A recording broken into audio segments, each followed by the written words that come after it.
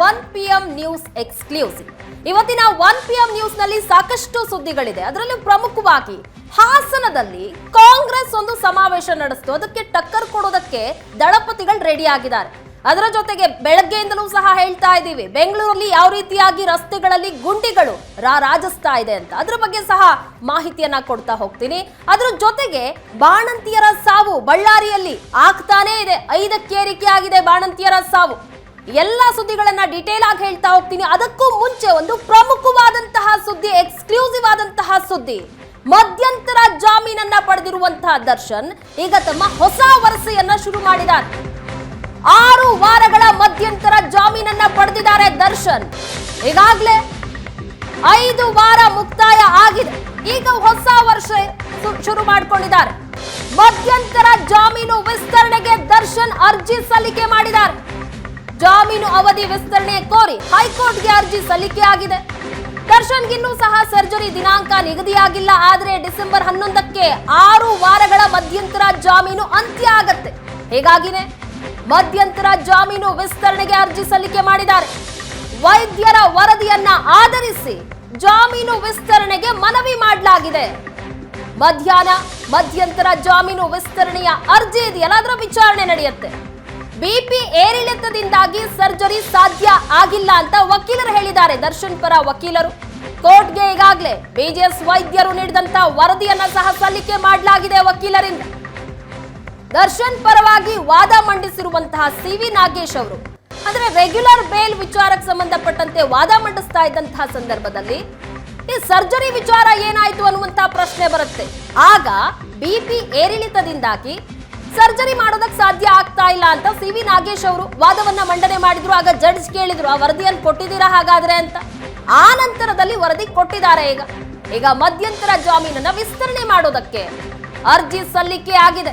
ಯಾಕಂದ್ರೆ ಡಿಸೆಂಬರ್ 11ಕ್ಕೆ 6 ವಾರಗಳ ಮಧ್ಯಂತರ ಜಾಮೀನು ಅವಧಿ ಮುಕ್ತಾಯ ಆಗತ್ತೆ. ಹಾಗಾಗಿನೇ ವಿಸ್ತರಣೆಗೆ ಅರ್ಜಿಯನ್ನ ಹಾಕಲಾಗಿದೆ ಹೈಕೋರ್ಟ್ನಲ್ಲಿ. ಈ ಬಗ್ಗೆ ಹೆಚ್ಚಿನ ಡೀಟೇಲ್ಸ್ ಕೊಡ್ತಾರೆ ನಮ್ಮ ಪ್ರತಿನಿಧಿ ರಮೇಶ್. ನೇರ ಸಂಪರ್ಕದಲ್ಲಿ ಜಾಯಿನ್ ಆಗಿದ್ದಾರೆ. ರಮೇಶ್, ಎಕ್ಸ್ಪೆಕ್ಟೆಡ್ 6 ವಾರ ಮುಗಿತಾ ಬಂತು ಜಾಮೀನಿನ ಅವಧಿ, ಮಧ್ಯಂತರ ಜಾಮೀನಿನ ವಿಸ್ತರಣೆಗೆ ಅರ್ಜಿಯನ್ನ ಹಾಕ್ತಾರೆ ಅಂತ ಹೇಳಲಾಗ್ತಾ ಇತ್ತು. ಕೊನೆಗೂ ಅರ್ಜಿಯನ್ನ ಹಾಕಿದ್ದಾರೆ. ಮುಂದೆ ಏನಾಗಬಹುದು ಹಾಗಾದ್ರೆ ರಮೇಶ್? ಪ್ರಗತಿ ಅಂದ್ರೆ ಒಂದು ಅವರಿಗೆ ಆಪರೇಷನ್ ಮಾಡಿಸಬೇಕು ಅನ್ನುವಂಥ ಉದ್ದೇಶ ಇಟ್ಕೊಂಡು ಮಧ್ಯಂತರ ಜಾಮೀನನ್ನು ಪಡ್ಕೊಂಡಿದ್ರು. ಆಪರೇಷನ್ ಆಗಿಲ್ಲ. ಮತ್ತೊಂದು ಕಡೆ ರೆಗ್ಯುಲರ್ ಬೇಲ್ ಪಿಟಿಷನ್ ಇದೆ, ಅದ್ರ ಸಂಬಂಧ ಕೂಡ ಅಂತಿಮ ಆದೇಶ ಬಂದಿಲ್ಲ. ಹಾಗಾಗಿ ದರ್ಶನ್ ತಮಗೆ ಸಿಕ್ಕಿರುವಂಥ ಮಧ್ಯಂತರ ಜಾಮೀನ ವಿಸ್ತರಣೆಯನ್ನ ಮಾಡಬೇಕು ಅಂತೇಳಿ ತಮ್ಮ ವಕೀಲರ ಮೂಲಕ ಇವತ್ತು ಹೈಕೋರ್ಟ್ಗೆ ಅರ್ಜಿಯನ್ನ ಸಲ್ಲಿಸಿರುವಂತಹದ್ದು. ಅಂದ್ರೆ ಈ ಅರ್ಜಿ ಸಲ್ಲಿಕೆ ಮಾಡಿರುವಂತದ್ದೇನೆಂದ್ರೆ ಅದು ಯಾವ ಕಾರಣಕ್ಕಾಗಿ ಮಧ್ಯಂತರ ಜಾಮೀನನ್ನ ಪಡ್ಕೊಳ್ಳಲಾಗಿತ್ತು, ಆ ಒಂದು ಕಾರಣಕ್ಕಾಗಿ ಅಂದ್ರೆ ಆಪರೇಷನ್ ಮಾಡಿಸ್ಲಿಕ್ಕೆ ಸಾಧ್ಯ ಆಗ್ತಾ ಇಲ್ಲ ಅನ್ನೋದು. ಅದಕ್ಕೆ ಆಪರೇಷನ್ಗೆ ಸಾಧ್ಯ ಆಗ್ತಿಲ್ಲ ಅನ್ನೋದಕ್ಕೆ ಮೆಡಿಕಲ್ ಟರ್ಮ್ ಅಲ್ಲಿ ಒಂದಷ್ಟು ರಿಪೋರ್ಟ್ ಗಳನ್ನ ಹೈಕೋರ್ಟ್ಗೆ ನೀಡುವಂತ ಕೆಲಸವನ್ನ ಮಾಡಿದ್ದಾರೆ. ಈಗಾಗಲೇ 2 ಬಾರಿ ಹೈಕೋರ್ಟ್ಗೆ ಅಂದ್ರೆ ಎಕ್ಸೈಸ್ ಪೀಠ ಆಗಿರುವಂತಹ ನ್ಯಾಯಮೂರ್ತಿ ವಿಶ್ವ ಶೆಟ್ಟಿ ಅವರಿಗೆ ನೀಡುವಂತ ಪ್ರಯತ್ನಗಳು ಆಗಿದ್ವು. ಆದ್ರೆ ಇವತ್ತು ಕೂಡ ಒಂದು ವಿಸ್ತರಣೆಯ ಅರ್ಜಿ ಜೊತೆಗೆ ಮೆಡಿಕಲ್ ರಿಪೋರ್ಟ್ಗಳನ್ನು ಒಳಗೊಂಡಂತೆ ಒಂದು ಅರ್ಜಿಯನ್ನ ಸಲ್ಲಿಕೆ ಮಾಡಿರುವಂತದ್ದು. ಸಲ್ಲಿಕೆ ಮಾಡಿ ದರ್ಶನ್ ಪರ ವಕೀಲರಂತ ಸಿ.ವಿ. ನಾಗೇಶ್ ಅವರು ಇವತ್ತು ಬೆಳಿಗ್ಗೆ ವಿಚಾರಣೆ ಕೈಗೆತ್ತಿಕೊಳ್ಬೇಕು ಅಂತೇಳಿ ಮನವಿಯನ್ನ ಮಾಡ್ತಾರೆ. ವಿಚಾರಣೆ ನಡೆಸಿದ ಆದ್ರೆ ಮಧ್ಯಾಹ್ನ 2:30ಕ್ಕೆ ವಿಚಾರಣೆ ನಡೆಸೋಣ ಅಂತೇಳಿ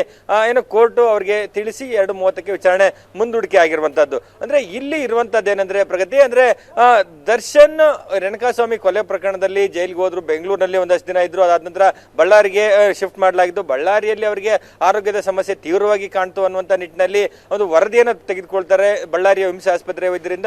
ಅದರಲ್ಲಿ ಸ್ಪೈನಲ್ ಕಾರ್ಡ್ ಅಲ್ಲಿ ಸಮಸ್ಯೆ ಇದೆ, ನರಗಳಲ್ಲಿ ಸಮಸ್ಯೆ ಆಗ್ತಿದೆ, ಕಿಡ್ನಿ ಸಮಸ್ಯೆ ಆಗ್ತಾ ಇದೆ, ಅಂದ್ರೆ ಒಂದು ಪಾದದಲ್ಲಿ ಊತ ಬರ್ತಾ ಇರುವಂತದ್ದು. ಅದು ಹೀಗೆ ಮುಂದುವರೆದಿದೆ, ಅದರಲ್ಲಿ ಪ್ಯಾರಲಿಸಿಸ್ ಹಂತಕ್ಕೆ ಹೋಗಬಹುದು ಅನ್ನುವಂತ ನಿಟ್ಟಿನಲ್ಲಿ ವರದಿಯನ್ನ ಕೂಡ ಕೊಡಲಾಗಿತ್ತು. ಆ ಒಂದು ವರದಿಯನ್ನ ಆಧರಿಸಿ ಪೀಠ ಅವರಿಗೆ ತುರ್ತು ಚಿಕಿತ್ಸೆ ಅಂತೇಳಿ ನೀವೇನು ಹೇಳ್ತಾ ಇದ್ರಿ ಮೆಡಿಕಲ್ ಟರ್ಮ್ ಅಲ್ಲಿ, ಹಾಗಾಗಿ ಆ ಮೆಡಿಕಲ್ ಅಂದ್ರೆ ಚಿಕಿತ್ಸೆಗೋಸ್ಕರ ಆಪರೇಷನ್ಗೋಸ್ಕರ 6 ವಾರಗಳ ಕಾಲ ಅಂದ್ರೆ ಕೊಡ್ತೇವೆ ಅಂತೇಳಿ ಆದೇಶವನ್ನು ಮಾಡಿತ್ತು. ಆದ್ರೆ ದರ್ಶನ್ ಪರ ವಕೀಲರು 3 ತಿಂಗಳ ಕಾಲ ಅವಕಾಶವನ್ನು ಕೇಳಿದ್ರೆ ಅದು 3 ತಿಂಗಳು ಕೊಡ್ಲಿಕ್ಕೆ ಸಾಧ್ಯ ಇಲ್ಲ ಅಂತೇಳಿ 6 ವಾರ ಕೊಡ್ಲಾಗಿತ್ತು. ಸೊ ಈ ಸಂದರ್ಭದಲ್ಲಿ ಆಸ್ಪತ್ರೆಗೆ ಅಡ್ಮಿಟ್ ಆದಂತಹ ದರ್ಶನ್ ಚಿಕಿತ್ಸೆಗೆ ಒಳಗಾದ್ರ ಕೇವಲ ಏನು ಫಿಸಿಯೋಥೆರಪಿ ಅಷ್ಟೇ ಮಾಡಿಸ್ಲಾಗ್ತಾ ಇರುವಂಥದ್ದು, ಆಪರೇಷನ್ ಮಾಡಿಸ್ಲಿಕ್ಕೆ ಸಾಧ್ಯ ಆಗ್ತಾ ಇಲ್ಲ, ಆಪರೇಷನ್ ಮಾಡಲಿಕ್ಕೆ ಸಾಧ್ಯ ಆಗ್ತಿಲ್ಲ ಅನ್ನುವಂಥದ್ದಕ್ಕೆ ಕಾರಣವನ್ನು ನೀಡ್ತಾ ಇರುವಂಥದ್ದು. ಅಂದರೆ BP ಯಲ್ಲಿ ಬ್ಲಡ್ ಪ್ರೆಷರ್ ಏರಿಳಿತ ಆಗ್ತಾ ಇದೆ. ಆ ಒಂದು BP ಏರಿಳಿತ ಆದ ಸಂದರ್ಭದಲ್ಲಿ ಆಪರೇಷನ್ ಮಾಡಲಿಕ್ಕೆ ಸಾಧ್ಯ ಆಗ್ತಾ ಇಲ್ಲ, ಅದನ್ನು ಕಂಟ್ರೋಲ್ಗೆ ಬಂದ ನಂತರವಷ್ಟೇ ಮಾಡ್ಲಿಕ್ಕೆ ಸಾಧ್ಯ ಆಗುತ್ತೆ ಅನ್ನುವಂಥ ರೀತಿ ವರದಿಯನ್ನು ಕೂಡ ಕೊಡಲಾಗಿತ್ತು. ಸೊ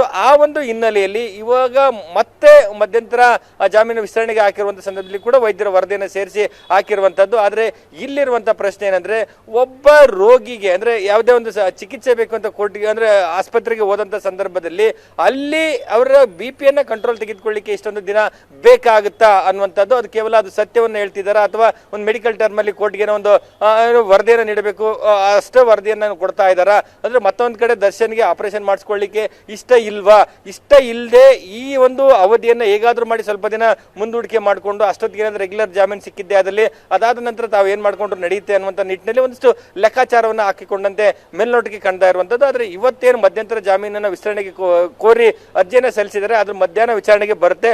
ವಿಚಾರಣೆಗೆ ಬಂದ ಸಂದರ್ಭದಲ್ಲಿ ದರ್ಶನ್ ಪರ ವಕೀಲರು ಯಾವೆಲ್ಲ ಅಂಶಗಳನ್ನ ಉಲ್ಲೇಖವನ್ನ ಮಾಡ್ತಾರೆ, ವೈದ್ಯರು ಏನ್ ಹೇಳ್ತಾ ಇದ್ದಾರೆ, ವೈದ್ಯರು ಕೊಟ್ಟಿರುವಂತ ಯಾವ್ದಾದ್ರು ವರದಿಯನ್ನು ಇವತ್ತು ಸೇರಿಸಿ ಕೊಡ್ತಾರಾ, ಅದಕ್ಕೆ SPP ಅವರು ಯಾವ ರೀತಿ ಅದನ್ನ ಕೌಂಟರ್ನ ಮಾಡ್ತಾರೆ, ಕೋರ್ಟ್ ಅದಕ್ಕೆ ಯಾವ ರೀತಿ ವಿಸ್ತರಣೆ ಮಾಡುತ್ತಾ ಇಲ್ವಾ ಅನ್ನೋದು ಕೂಡ ಕಾದು ನೋಡ್ಬೇಕಾಗಿರುವಂಥದ್ದು. ಯಾಕಂದ್ರೆ ಈಗ ಮಧ್ಯಂತರ ಜಾಮೀನನ್ನು ರದ್ದು ಮಾಡಬೇಕು ಅಂತೇಳಿ ಸರ್ಕಾರ ಅಂದ್ರೆ ಪ್ರಾಸಿಕ್ಯೂಷನ್ ಈಗಾಗಲೇ ಸುಪ್ರೀಂ ಕೋರ್ಟ್ಗೆ ಅರ್ಜಿಯನ್ನು ಸಲ್ಲಿಸಿರುವಂಥದ್ದು.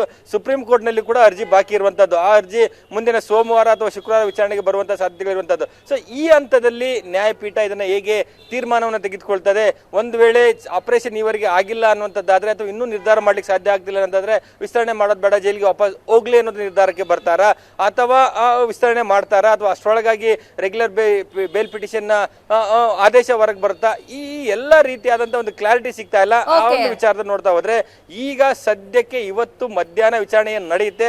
ಆ ಸಂದರ್ಭದಲ್ಲಿ ಏನೆಲ್ಲ ಅಂಶಗಳು ಉಲ್ಲೇಖ ಆಗುತ್ತೆ, ಕೋರ್ಟ್ ಕೊನೆಗೆ ಏನ್ ಹೇಳ್ತದೆ ಅನ್ನುವಂಥದ್ದು ಒಂದಷ್ಟು ಕುತೂಹಲ ಇಡೀ ರಾಜ್ಯಕ್ಕೆ ಇರುವಂತಹದ್ದು. ಪ್ರಗತಿ, ಥ್ಯಾಂಕ್ ಯು ರಮೇಶ್ ನಿಮ್ಮೆಲ್ಲ ಡೀಟೇಲ್ಸ್ಗಾಗಿ.